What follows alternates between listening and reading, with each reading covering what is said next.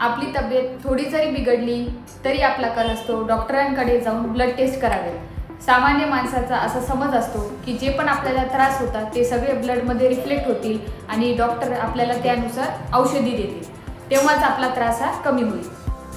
त्यातल्या त्यात blood report आले तर सगळ्यात आधी आपण बघतो की आपलं HB चांगला आहे का नाही। HB चांगला असेल तरच आपली तब्येत चांगली, आपली इम्युनिटी चांगली असा सगळ्यांचा समज असतो। पण बरेचदा पेशंटच्या अनुभवावरून असं लक्षात आलेलं आहे की HB चांगला असून सुद्धा थकवा, अशक्तपणा, हातापायाला गोळे येणे किंवा चिडचिड, डोकेदुखी असे त्रास सुद्धा होतात। त्यातल्या त्यात HB कमी असून सुद्धा बरेच पेशंटची तब्येत ही चांगली असते, इम्युनिटी स्ट्रॉंग असते। याचा अर्थ असं नाही की आपलं HB हे कमी असायला हवं।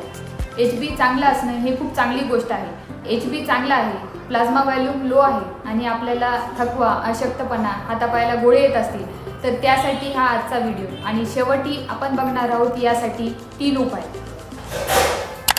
ब्लड हे 2 कंपोनंट पासून बनलेलं आहे, एक म्हणजे प्लाझ्मा आणि दुसरं म्हणजे सेल्स। जेव्हा आपल्या शरीरात हे प्लाझ्मा व्हॉल्यूम कमी होतं, पाण्याचं प्रमाण कमी होतं, तेव्हा आपलं रक्त घट्ट व्हायला चालू होतं। रक्त घट्ट झाल्यामुळे अचानक डोकेदुखी, चक्कर, थकवा, अशक्तपणा, चिडचिड, त्याचबरोबर बरेच वेळा गोड खाण्याची सुद्धा इच्छा होते। यालाच आपण रसक्षय असं म्हणतो।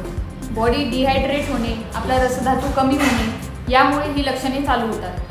बॉडी डिहायड्रेट झाल्यामुळे आपलं ऑक्सिजन लेवल सुद्धा कमी होतं आणि ब्रेनला ऑक्सिजन न पोहोचल्यामुळे शुगरची क्रेविंग्स होते। त्यामुळेच आपण साखर जास्त खायला लागतो। पण अति जास्त साखर खाल्ल्यामुळे सुद्धा दुसरे प्रॉब्लेम्स चालू होतात। त्यामुळे आपल्याला हे बघणे गरजेचं आहे की आपलं खरंच ब्लड शुगर लेवल कमी झालेलं आहे का, आपल्याला तहान लागलेली आहे, आपला रसक्षय झालेला आहे। आपल्या शरीरातला सगळ्यात पहिला आणि मुख्य धातू आहे तो म्हणजे रसधातू।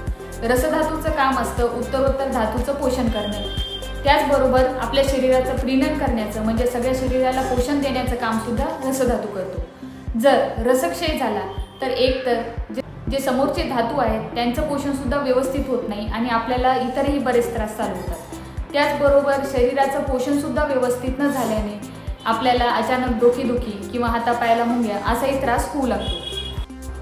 रसक्षय होण्यामागे सगळ्यात महत्त्वाची कारणे कोणकोणती आहेत? सगळ्यात पहिलं कारण ते म्हणजे आवश्यकतेपेक्षा पाणी कमी घेणे। तुम्ही जिममध्ये जात आहात, अंग मेहनत खूप करत आहात, तुम्हाला खूप घाम येत आहे, तरीही तुम्ही जेवढं पाहिजे तेवढी पाणी जर घेत नसाल तर असा त्रास चालू होऊ शकतो। तुमचं ओठ कोरडं होत असेल, तुम्हाला घशाला पडत असेल, उन्हाळी लागत असेल तर याचा अर्थ तुम्ही आवश्यकतेपेक्षा पाणी कमी घेत आहात। दुसरं महत्त्वाचं कारण ते म्हणजे खूप जास्त प्रमाणात चहा किंवा कॉफी याचं सेवन करणे। चहा किंवा कॉफी हे मूळतः वृक्ष असल्या कारणाने आपलं रसधातू क्षय करण्याचं काम करतात। तिसरं महत्त्वाचं कारण खूप जास्त खारट, आंबट, तिखट अशा पदार्थांचं सेवन, त्यामुळे सुद्धा वृक्षता खूप जास्त वाढते आणि रसधातू कमी होतो। चौथं महत्त्वाचं कारण ते म्हणजे कोरडे पदार्थ जास्त प्रमाणात घेणे। खूप जणांना चिवडा, फरसाण, चिप्स, पापड, कुरकुरे हे सगळं रोज खाण्याची सवय असते।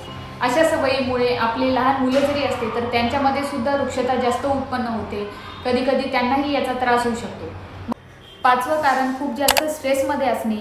हा रसक्षय भरून काढण्यासाठी कोणकोणते उपाय करावेत? पहिला उपाय, मुगाच्या डाळीची पेस्ट किंवा तांदळाची पेस्ट ही पचायलाही हलकी आहे आणि आपलं रसक्षय भरून काढणारी आहे, प्रीणन करणारी आहे, पोषण करणारी आहे।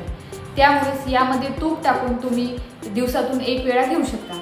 दुसरा उपाय, नारळ पाणी किंवा मनुक्याचं पाणी, खडीसाखर, सोप, धने याचं पाणी, हे सगळे उपाय हे रसक्षय त्वरित भरून काढणारी आहेत। तिसरा उपाय, तुमच्याकडे जी पण फळे उपलब्ध असतील त्यापैकी 1 फळ रोज खायचं आहे।